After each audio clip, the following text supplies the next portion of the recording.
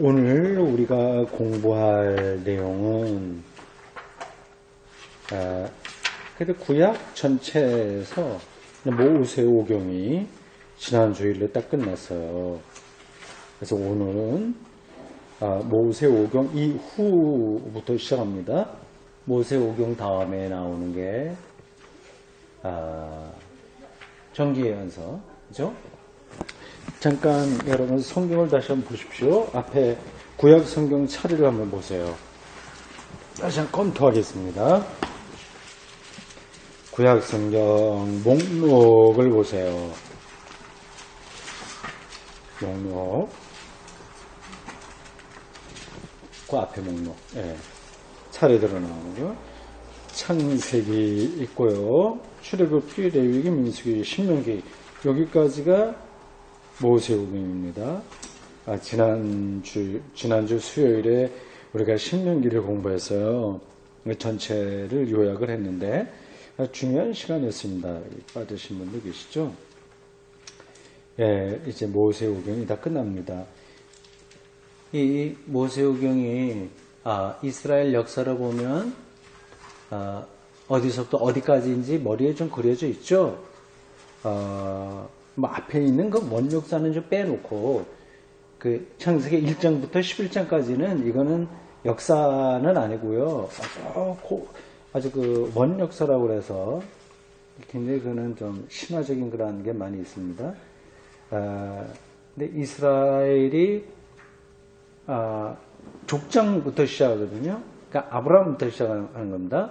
그러니까 아브라함이 갈대아 우르라고 하는 데 살다가 가나안 땅으로 이주하는 이야기서부터 이제 이스라엘의 족장의 역사가 시작된다고 볼 수 있습니다. 그리고 잠깐 저쪽에 이집트에 내려가서 좀 있다가 다시 올라와서 광야에서 40년 동안 생활하다가 요단강 서쪽에서 동쪽으로 아닙니다. 동쪽에서 서쪽으로 이제 건너가기 직전까지의 이야기가 모세오경이에요. 그러니까 지금 요단강 동편의 모압 광야에까지 왔습니다. 여기서 마지막으로 모세가 일장 연설한 내용이 신명기예요. 정리가 됐죠? 오늘부터 우리가 예언서를 공부하게 되는데 예언서는 전기 예언서하고 후기 예언서를 나눕니다.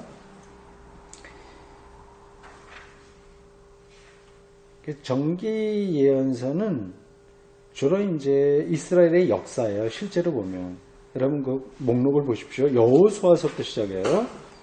여호수아서부터 사사기 하고요.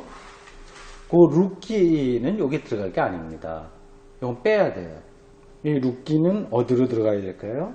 상식적으로 성문서예요. 네, 이거는 맨 나중에 이스라엘의 거룩한 문학이라고 할 수 있습니다. 종교 문학서예요. 율법하고 문학하고는 좀 다른 거죠. 그렇다고 해서 뭐 거룩한 문학서라고 해서 의미가 없는 게 아니고요. 가치가 떨어지는 게 아니고 형식이 다른 겁니다. 시편 이런 것도 다 문학적인 거거든요. 그래도 얼마나 영성이 깊습니까? 여호수아, 사사기, 사무엘 상하, 열왕기 상하 이렇게 들어가야 돼요. 역대기 상하는 역사인데 요거는 또 이건 이제 문학이라고 그래서 이것도 뒤로 돌아갑니다. 나중에 또 좀 설명할 때가 올 겁니다.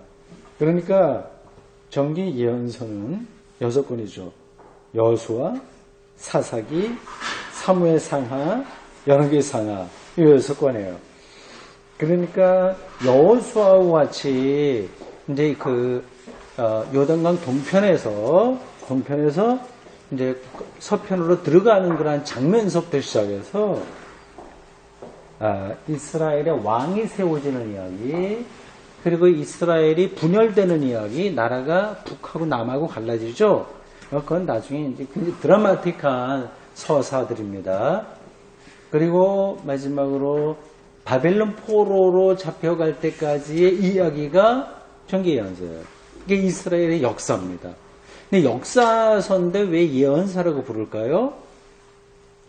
그러니까 이거는 예언이라기보다도 예언자들이 그 안에서 활동했기 때문에 예언서로 이렇게 전기 예언서로 구분을 합니다. 실제적인 예언자들의 예언은 그게 아니라 여기 나온 게 아니라 어디죠? 그거는 좀 내려와야죠. 예, 뭐 이사야, 예레미야, 그리고 에스겔 이런 사람들이 예언자, 선지자고 그리고 그들이 한 이야기가 예언서입니다. 이사야, 예레미야, 에스겔 이 세 사람을 가리켜서 대예언자, 대예언사고요. 나머지 12명 밑에 있는 사람들을 수예언서 얘기하고요. 예레미야, 애가 이건 예언자 얘기 나오는데 예언서인데 예언서라고 안 부르고 뭐라고 부를까요? 근데 성문서 이것도 문학적인 걸로 돌립니다. 왜 그러냐? 나중에 그때 가서 또 공부하도록 하겠습니다. 지금 여호수아서부터 열왕기 하까지 6권이에요. 차례대로 보면은 룻기가 들어가 있는데 룻기는 빼세요. 근데 왜 룻기가 여기 들어갔을까요? 여기 이제 이렇게 정리하는 그 이스라엘의 학자들이 처음 정할 때 여기 이제 하나의 이스라엘의 역사라고 생각을 했기 때문에 차례대로 나오는 여호수아 이야기, 사사 이야기, 그 다음에 룻에 대한 이야기, 이게 이 시대에 있었다. 그래서 생각을 하고 거기다 넣은 겁니다. 그런데 실제적으로는 역사서도 아니고, 그리고 예언서도 아니고, 문학서다. 생각하시면 되겠습니다. 예, 앞으로 당분간 전기 예언서 6권을 공부합니다. 여호수아, 사사기, 사무엘 상하, 열왕기 상하. 이게 실질적으로 이스라엘의 역사예요. 실질적으로는.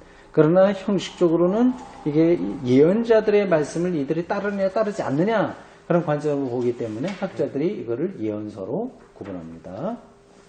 됐어요. 자, 우리 책 다시 맨 앞으로 돌아가서 12쪽 보겠습니다. 거기 이스라엘의 역사의 연대표가 나와요. 12쪽. 여러분들이 구약 성경을 읽을 때는 늘 이스라엘의 역사를 염두에 두고 읽어야 됩니다. 하늘에서 그냥 뚝 떨어진 게 아니라 아주 구체적인 역사 안에서 나온 거예요. 그러니까 바벨론 포로 예를 들자면 그 상황을 전제하고 읽어야만 이해되는 예언서들이 많습니다.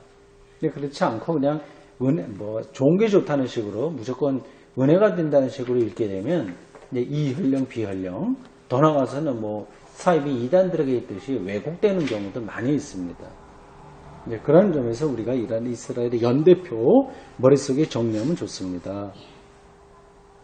저도 이게 머릿속에 딱 박혀 있진 않아요. 대체적인 흐름만 알고요. 여기 직접 봐야 이제 횟수, 숫자 이런 것도 기억이 나고 합니다. 보세요. 아까 모세 오경의 시작을 원역사, 창조, 타락 그런 거 빼놓고 이스라엘의 구체적인 족장들의 이야기가 아브라함부터 시작한다고 그랬잖아요. 그게 이제 갈대아 우르에서 떠나서 가나안 땅으로 이주해 오던 그 시기거든요. 그 도표에 보면 BC 1350년 전후라고 되어 있네요. 그리고 굉장히 정확하네. 어떻게 이렇게 정확하게 50년 반까지 끊을까요? 그냥 1400년대, 1500년대 이렇게 생각을 해도 됐을 텐데 아마 이렇게 할 만한 어떤 근거들이 다 있을 겁니다. 예, 신학자들이 굉장히 엄밀하게 작업을 합니다. 고고학적인 발견을 통해서 그리고 이런저런 그런 문헌의 연구를 통해서 횟수를 비교적 아주 정확하게 찾아냅니다. 그러니까 BC 14세기에 이스라엘 지파가 가나안을 점령하기 시작했다.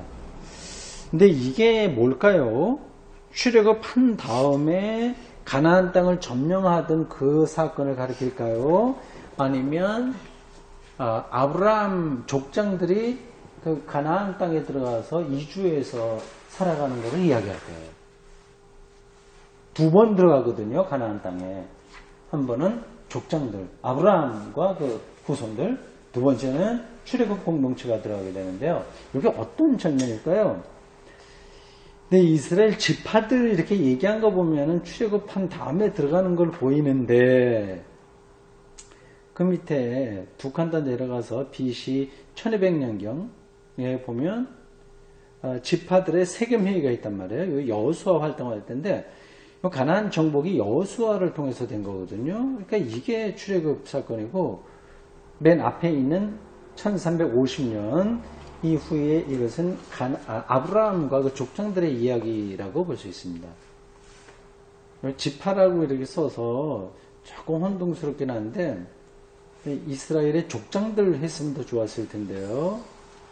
근데 이렇게 쓴 이유가 있긴 있겠죠. 아니면 번역할 때 조금 착오가 있었을지도 모르고 대충 그렇게 생각하십시오. 14세기에 14세기 그러니까 14세기 기원전 14세기니까 상당히 까마득한 옛날이죠. 그러면 우리가 지금 아프리카 아니 이집트에 가면은 뭐 피라미드라든지 스핑크스 보잖아요.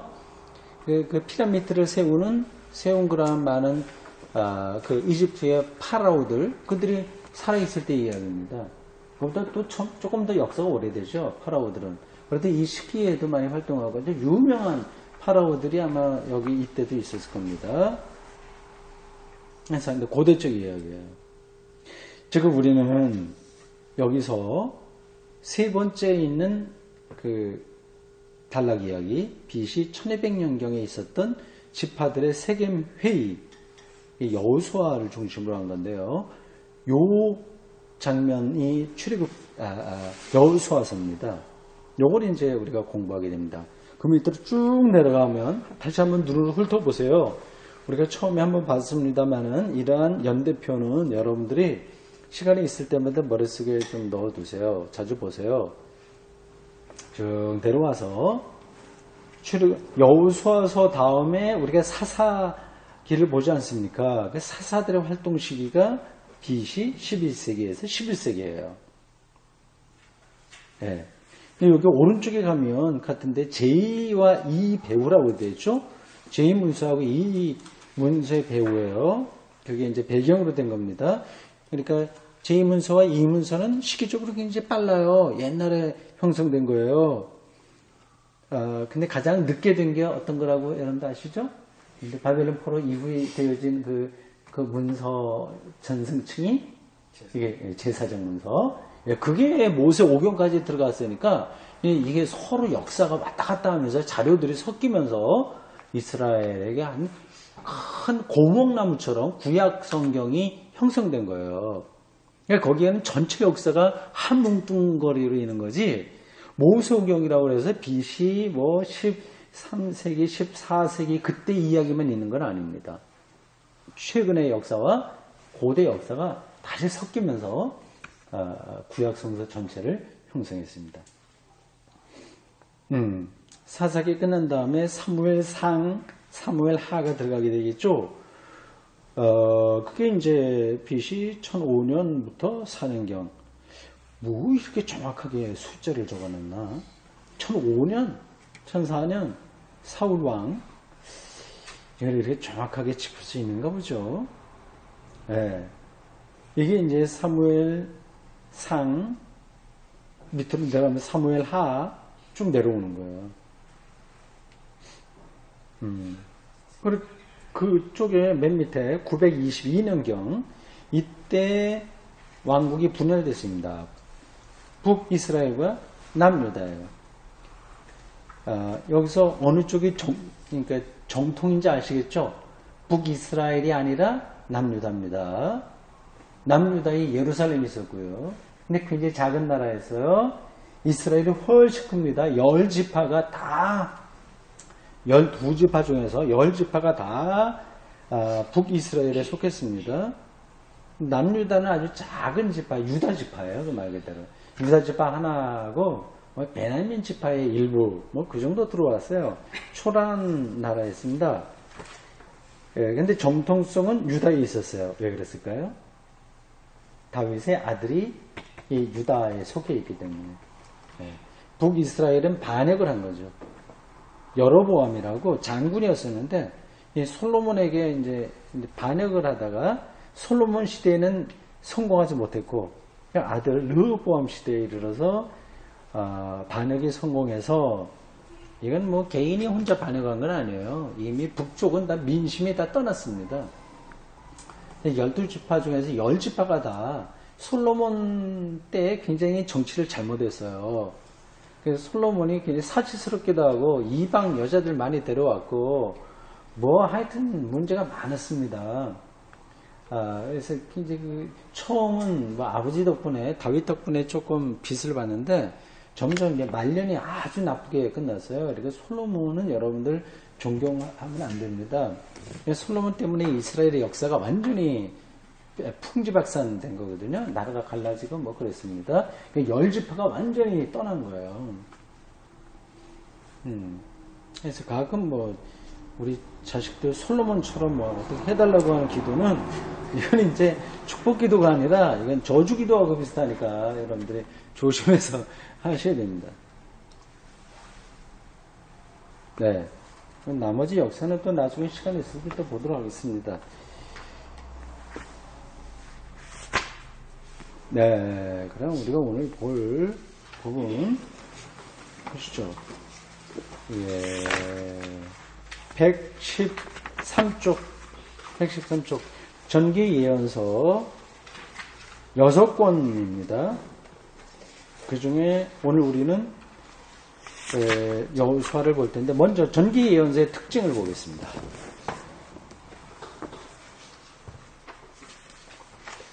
정확히 말해서 이 부분은 가나안 점령 이후부터 바벨론 포로 시대에 이르기까지의 정착 시기를 취급하고 있는 역사서의 그룹이다. 그러니까 여호수아부터 시작해서 열왕기라고 하는 것은 왕들의 어떤 그 차례라고 하는 뜻이에요. 열왕이라고 하는 사람 이름이 아니라 그냥 왕들의 그 무리를 다 가리키는 걸 열왕이라고 합니다. 그러니까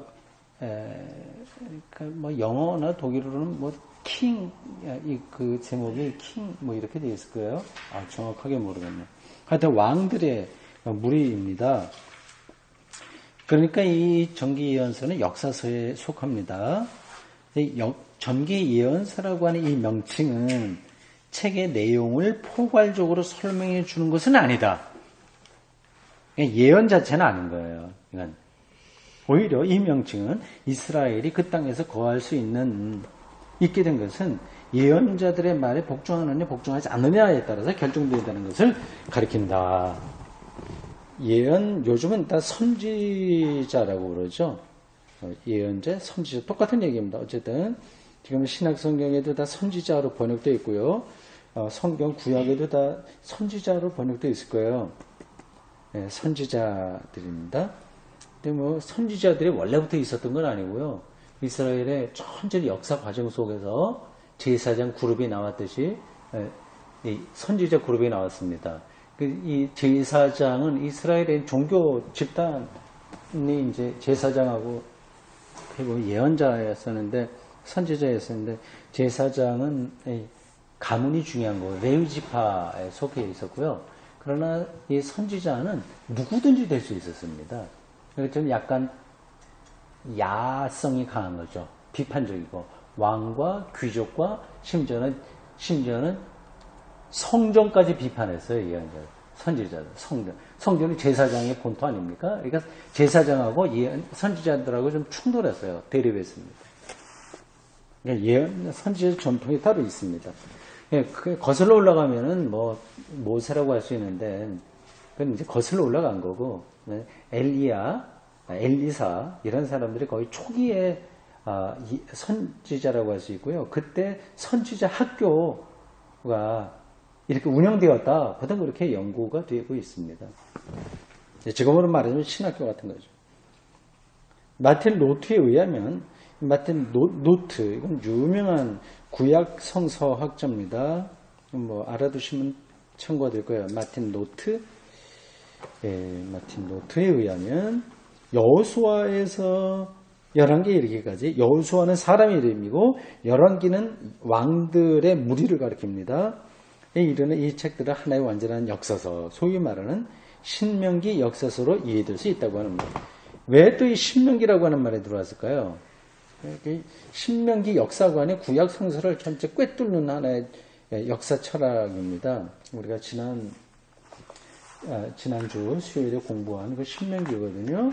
모세의 이름으로 선포된 이스라엘 설교고 연설인데, 사실은 그 모세라고 하는 이름을 이제 맞춰서 한 것뿐이지, 이스라엘의 그 역사가 거기 담겨 있다 생각하시면 되겠습니다. 이 책들은 그 서술 구성에서 매우 뚜렷한 특징을 가지고 있다. 이 책들의 표현하는 언어는 신명기 학파에서 온 것인데, 학파 아시잖아요. 케인즈 학파, 세계 경제학에 의하면 케인즈 학파도 있고 등등하잖아요. 스쿨이라고 하는 학파. 그러니까 이스라엘에도 그런 학파들이 있어요. 어떤 주장을 어느 관점으로 하는 거예요. 그 학파들이 막 얽히고 설키면서 논쟁하고, 그러면서 이스라엘 신학과 신앙이, 영성이 자리를 잡게 됐습니다. 그 중에서 가장 핵심적이다. 그리고 거기서 이제 주도권을 잡은 학파가 신명기 학파예요. 이 핵심이 지난주에 봤습니다만, 쉐마, 들으라 이스라엘아, 하나님 어떻게 섬기고 하면 너희들에게 복을 줄 것이며, 너희들이 그렇지 않으면 너희들은 심판을 받는다. 그런 관점입니다. 여호수아 1장, 사사기, 열왕기 8장 이런 데 뚜렷하게 드러나 있다. 정기 예언서, 이스라엘의 실제 역사를 서술한 거예요. 그것의 중심은 신명기 역사관이다 보시면 됩니다. 이 책들이 가지고 있는 전체 역사의 심장에 해당되는 부분은 왕정의 기원과 왕정, 일반 세상 역사도 그렇잖아요. 시족사회, 그 다음에 부족사회, 그 다음에 왕정시대, 봉건시대, 그 다음에 민주사회, 이렇게 나오는 것처럼 이스라엘도 그런 과정을 거쳤습니다. 시족사회는 아브라함, 이런 거고요. 부족사회는 사사들 시대고, 왕정시대는 사울, 이렇게 쭉 바위 내려오는 이런 겁니다. 기원과 그 초창기에 관한 설화로서 재밌어요. 그러니까 이 사무엘이 굉장히 거기서 중요한 역할을 한 사람인데, 이 사람은 제사장이라고 하지만 예언자이기도 하고 사사이기도 하고 제사장이기도 하고, 그리고 또 실제적으로 왕과 같은 그러한 역할을 사실 했습니다. 근데 차이가 있다면, 사사들하고 왕하고 차이가 있다고 한다면, 사사들은 특별한 일이 있을 때만 지도자로 활동을 했고요. 왕들은 상비군을 가지고 평상시에 군사력을 이렇게 끌어갈 수 있는 어떤 힘이 있었던 거죠. 근데 나중에 우리가 자세하게 그런 이야기들은 본문은 우리가 성경 자체를 공부하지 않고 개론을 하고 있으니까 나오진 않겠지만, 이 왕을 이렇게 제도를 끌어올 때 사무엘은 반대했죠. 근데 민중은 원하고. 참, 그 왕정에 대한 예언자들의 날카로운 비판이 거기 있는 거죠. 사무엘로부터 솔로몬에 이르는 이야기는 한 개의 이야기인데 자세하게 소개되어 있다. 재밌어요. 하여튼 재밌게 보면 재밌습니다. 사무엘부터 쭉 시작해서 아주 좀 파란만장한, 여기에는 온갖 이야기들이 다 들어 있습니다. 정말 온갖 이야기들이. 궁중비화라고 하지, 그런 이야기 등등 많이 있어요. 그 이야기의 중심에는 다윗 왕국이 있다. 여호수아서와 사사기에는 왕정이 세워지기 전에 이야기가 수록되어 있는데, 이스라엘이 그 땅에 세워질 때 있었던 혼란과 격동에 관한 이야기로 구성되어 있다. 그 다음에는 왕국 분열. 여러분들 머릿속에 그 차례를 넣어두세요. 이 전기 예언서는 여호수아를 중심으로 해서 가나안 정복하는 이야기, 거기서 사사들과 더불어서 그 이스라엘도 지파가 확대되는 이야기, 그리고 왕이 세워지는 이야기, 그리고 왕정이 쭉 통일왕국이 솔로몬까지 내려오다가 남쪽과 북쪽으로 갈라졌다. 그게 왕국 분열입니다.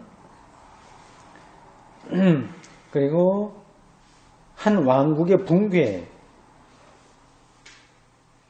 예, 이거는 북이스라엘의 붕괴죠. 그리고 다른 한 왕국에 관해서는 간단하게만 묘사되어 있다. 이건 남유다, 북이스라엘 남유다. 북이스라엘은 왕을 17장에, 그리고 22장에 남유다의 멸망이 나오는데 간단하게 묘사되어 있다. 예, 결론이 거기 나왔어요. 전체 설화의 목적은 명확하다. 즉 이스라엘은 왕국 건립 후 맡은 중요한 기회들을 반역과 배신으로 탕진해버렸음을 보여주는 데 있다. 그래서 결국 나라를 다 말아먹고 마는 거죠. 바벨론 포로로 가버렸죠. 왜 하나님의 백성이 이 모양 이 꼴이 됐냐, 그런 것에 대한 철저한 반성으로부터 이제 선지자들의 이 예언이 이제 분출됐고요. 그러니까 바벨론 포로 전후에서 선지자들은 거의 다 그때 활동했습니다. 그러면서 도대체 하나님이 살아계시냐 아니냐, 그리고 우리가 하나님의 백성이냐 아니냐에 대한 근본적인 질문을 했기 때문에 구약 성서가 이스라엘 역사에 이제 나오게 된 거죠. 그러니까 바벨론 포로 사건이 없었으면 구약 성경은 뭐 없었다고 말해도 과언이 아닙니다. 전제하시고요. 그렇게 좀 기본적인 거를 생각하시고 오늘 여호수아서를 시간 되는 데까지 뭐 다 할 수 있을 겁니다. 간단히 보면 되니까요. 공부하겠습니다. 여호수아요. 1장부터 24장까지 있습니다. 이거 전체는 여기 설명이 그렇게 되어 있죠. 여호수아서는 단조로운 비율로 되어 있다. 단조로운 거예요. 그냥 요단강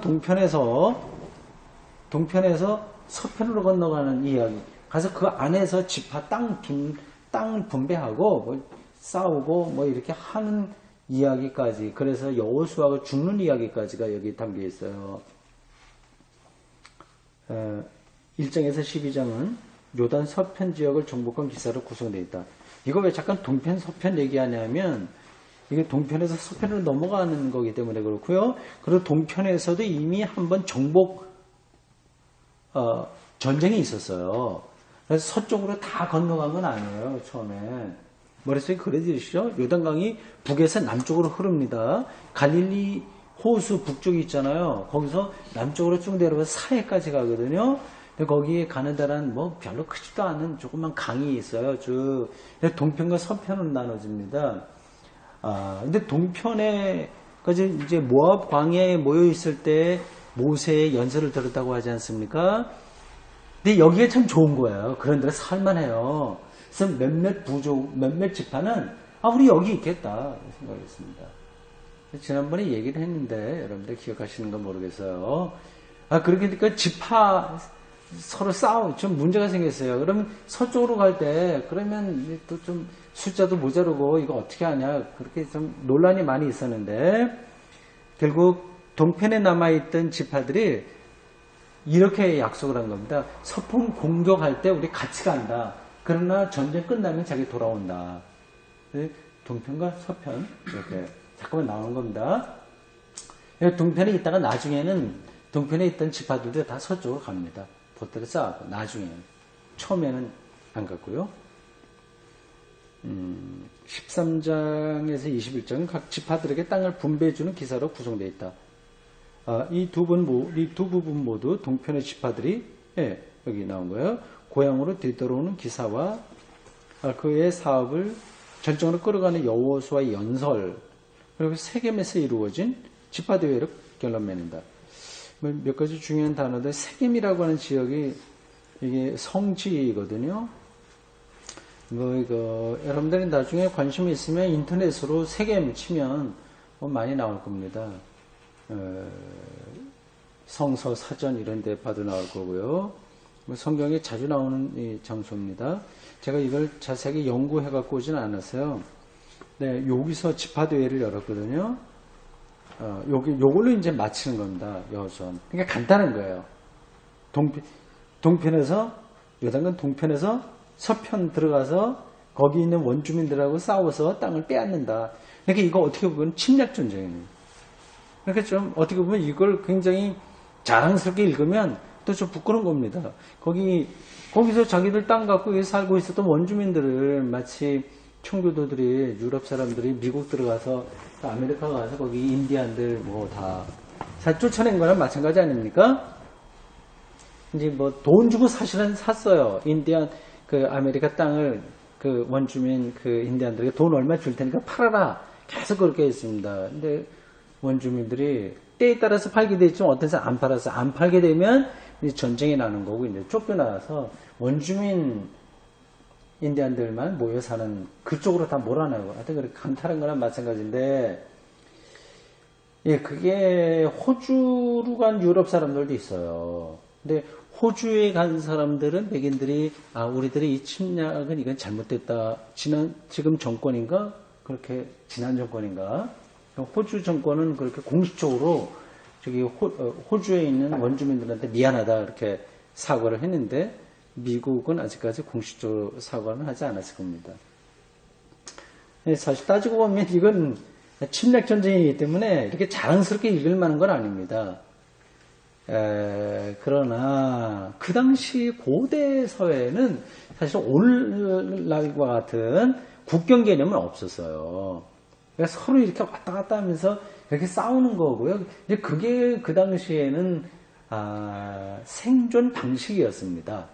그러니까 그거를 오늘의 관점으로 옳다 그르다 말하면 조금 그거는 잘 안 되는 거죠.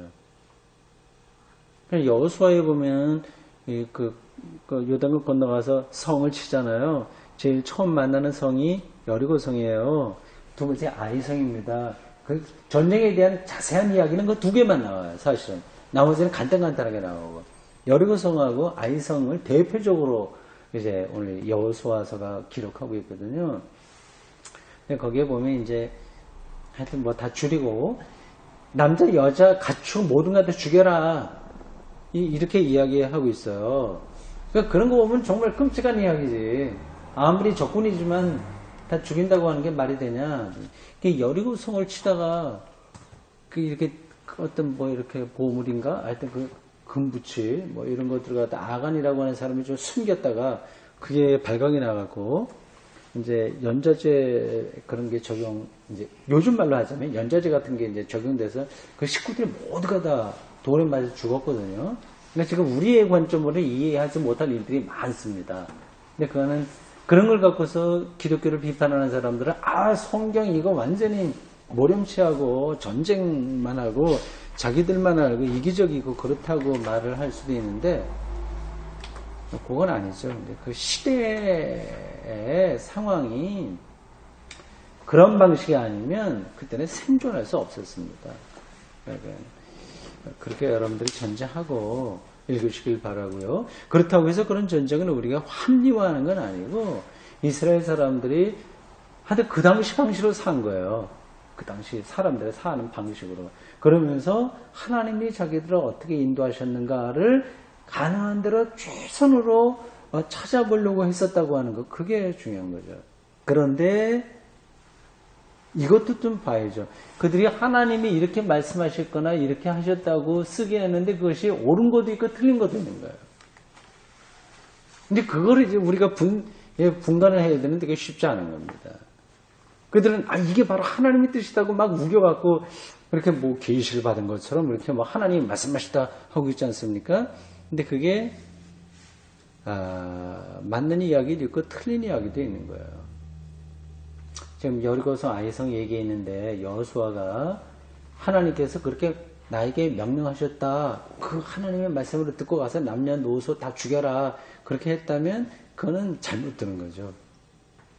그건 하나님의 말씀이 아니라 자기가 전략가로서 장군이거든요. 모세나 여호수아나 다 싸움을 잘한 장군이었습니다. 근데 그런 방식으로 자기 이 군인들을 이제 독전한다고 하나? 그렇게 해야 이제 전쟁에 이길 수도 있고요. 지금도 뭐, 저도 이제 군목으로 제대했습니다만은, 군목들이 이제 전쟁이 나게 되면, 이제 싸우도록 또 기도하고 뭐 그렇게 해야 되거든요. 그건 참 그게, 좀 보기에 좀 그렇습니다만, 그런 방식으로 여호수아나 이런 사람들이 판단을 한 거죠. 그러니까 그 판단이 옳으냐 그러냐는 오늘의 관점으로 우리가 다시 해석을 해야 되는 거지. 무조건 옳다. 하나님이 그렇게 말씀하셨다. 그렇게 되면 곤란한 겁니다. 그러니까 여러분들이 성경을 읽을 때 그냥 무조건 읽는 거는 쉽지 않습니다. 전제하고 보셔야 돼요. 그렇게 간단한 이야기입니다. 1장부터 24장까지예요. 보세요. 뭐 도표 나오죠? 이 도표를 볼 때마다 뭐 앞에서도 나오고 뒤에도 나오는데 아주 정확하게 이해를 못 하겠어요. 아직까지. 이것도 우리 전도사님이 연구 좀 해갖고 오셨는지 모르겠네. 이게 두꺼운 부분은 물론 양이 많은 거죠. 2장에서 12장 많게 돼 있는데 중간에 이렇게 허리가 잘록한 거 그건 왜 그렇게 쑥 들어갔을까요? 똑같이 하지 왜 이렇게 이것만 따로 그림을 그렸을까요? 이것만 베스트만이라고 하는 사람이 지파들의 땅 분배 그 대목만 이렇게 조금 짧게 쏙 들어가게 했어요. 무슨 뜻이 있을 텐데 제가 찾지 못했습니다.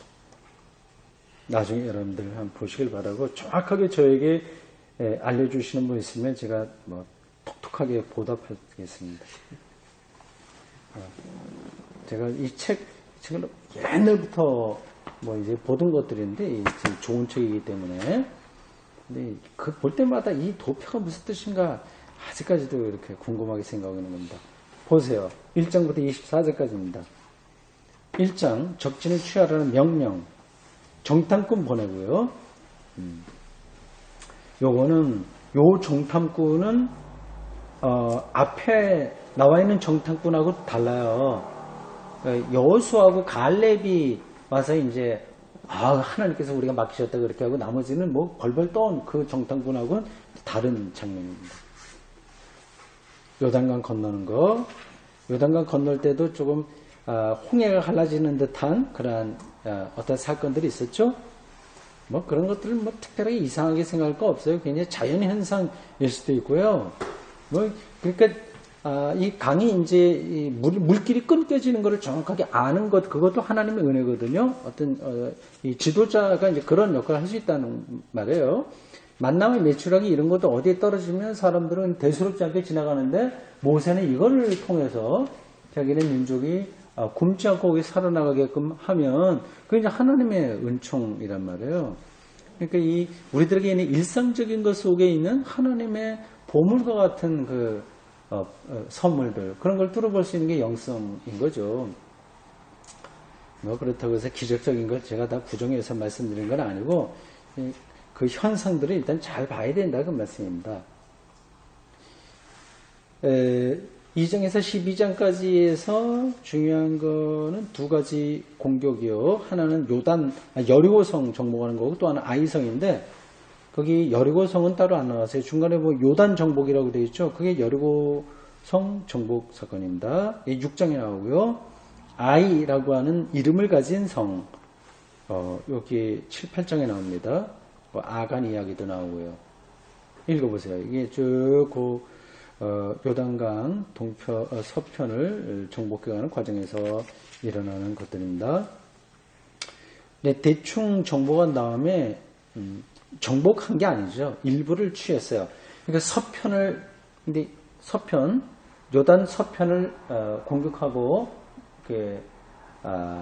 여리고성은 요단입니다. 그 다음에 남쪽을 다시 정복하고 그래서 다시 북쪽으로 올라가고 이렇게 쭉 점점 했습니다. 그렇다고 해서 거기 원주민들을 다 몰아냈냐? 그거 아닙니다. 같이 살았어요. 이게 지금 이겼다고 뭐 여리고성하고 아이성 조금 이렇게 함락시키는데 그게 일부입니다. 그냥 거기 그냥 같이 살았어요. 사사시대에 보면 계속 전쟁이 일어나지 않습니까? 거기 원주민들도 있고 뭐 주변에 다른 사람들도 와서 전쟁이 계속 일어나는데 그 가나안 지역에 아주 오랫동안 원주민들하고 같이 살았습니다. 근데 그를 거의 마지막 다 쫓아낼 수는 없을 거고, 그래도 가장 핵심적인 거를 마지막으로 쫓아냈을 때가 다윗 왕 때예요. 예루살렘 성에 있는 여부수족 맞죠, 이름이? 예, 예루살렘 성이 요새거든요. 그거는 다윗 시대까지 원주민들이 지배하던 곳이었습니다.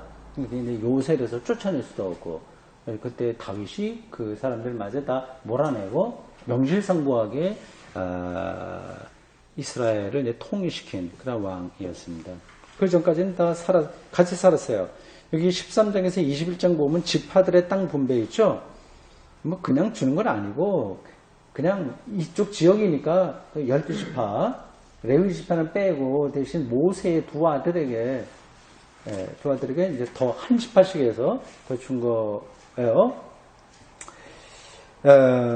그렇게 해서 이제 어느 지역을 좀 맡아서 좀 해라 그렇게 하는 거죠. 대충 그런 이야기입니다. 도표를 여러분들 머릿속에 그림처럼 넣어두시고요. 적진을 취하라는 명령으로부터 시작해서 요단강을 건너고 그리고 거기 안에 있는 성들을 좀 정복하면서 그 전체 땅을 12지파에게 나누고요. 그리고 세겜에서 12지파 대회를 열었다. 그 이야기입니다. 그게 이제 여호수아서에 나온 이야기입니다. 여호수아서는 다시 말씀드립니다. 사람 이름이에요. 여호수아가 중심으로 해서 가나안 땅으로 들어간 사건이기 때문에 그렇습니다.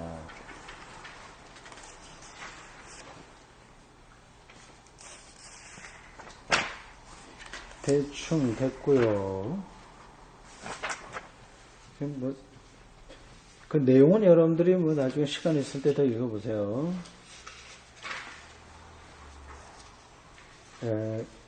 120쪽 한번 보십시오.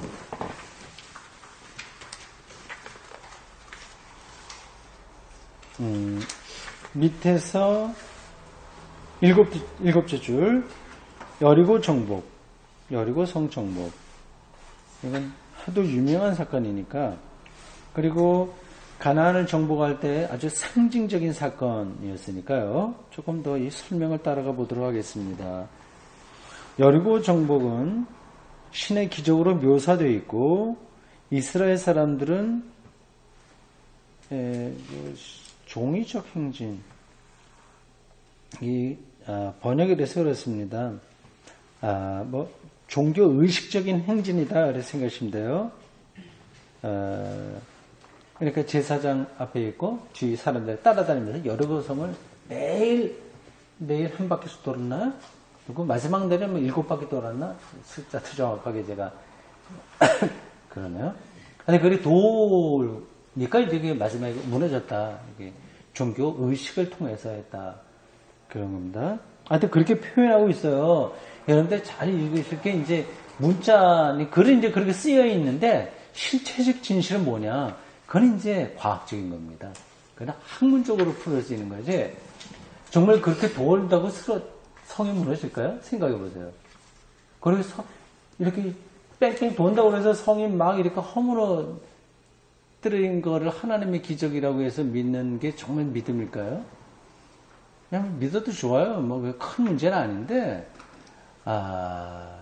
그건 이제 다른 실체적 진실이 거기에 있는 거고요. 이렇게 해석을 하는 거예요. 성서 기자들이. 이게 중요한 거는, 성서는 어떤 객관적인 사실을 일일이 신문 기자가 낱낱이 기록한 것이 아니라 영적인 시인의 심정으로 하나님의 하신 일을 드러내고 싶어 했다. 그렇게 이해하시면 됩니다. 성 주변을 행군하는 것에 의해서 묘사되었다. 성벽들이 무너지고 성이 함락된다. 이것은 결코 이렇게 표현하네요. 베스트만이라고 하는 학자가 쓴 겁니다. 결코 역사적 사건으로 보아서는 안 되고, 예, 객관적인 그러한 사건으로 보아서도 안 되고, 그것이 설화의 목적으로 보아서도 안 된다. 무슨 말인지 이해가 되겠어요? 이해되십니까? 설화의 목적, 이 글을 쓴 그 여리고성 함락되는 그것의 목적도 아니다. 그 얘기입니다. 그럼 뭘까요?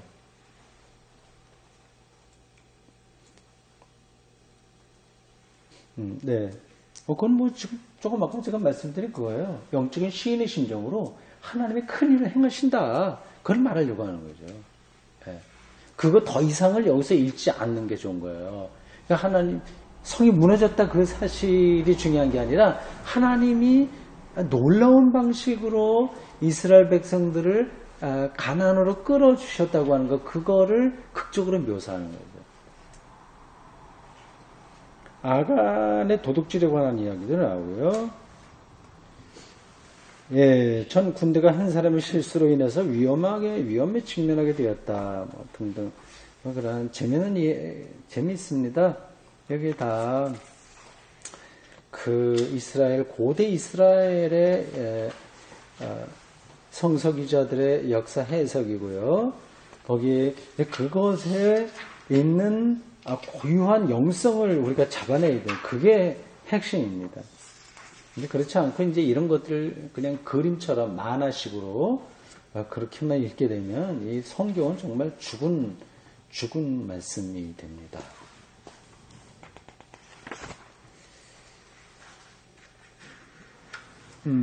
마지막 부분 읽고 마치겠습니다. 122쪽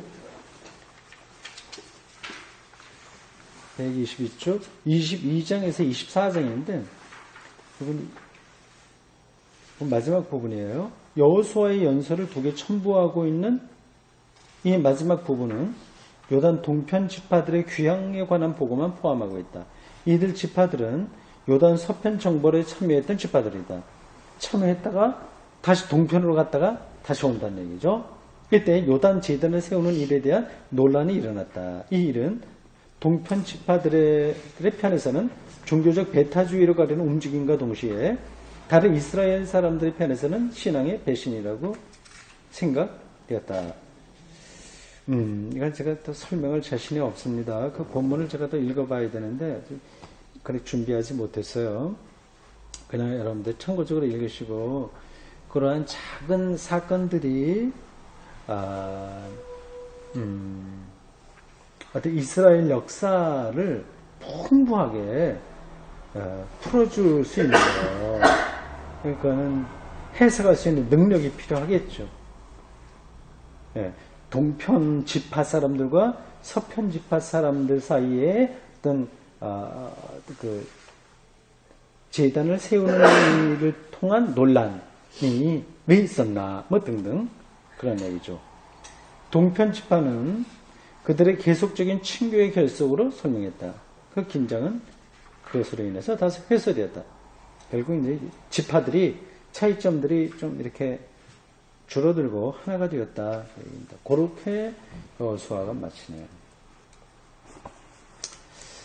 예, 오늘 우리는 모세오경을 끝내고 전기예언서의 첫 번째 책 여호수아를 공부했습니다. 여호수아를 중심으로 이스라엘 백성들이 모세가 마지막 연설을 하고 죽었던 모압 광야에서 가나안 땅으로 가기 위해서 요단강을 건넜고 거기서 여러 지파들과 여러 원주민들과 싸우다가 자리를 잡게 되었다. 거기까지가 그리고 여호수아가 죽었다. 거기까지가 여호수아 전체 이야기입니다. 기도하겠습니다. 주님, 오늘 저희들 고대 이스라엘 사람들의 역사인 전기 예언서의 첫 책 여호수아를 공부하기 위한 그 전 단계로서 이 개론을 잠시 공부했습니다.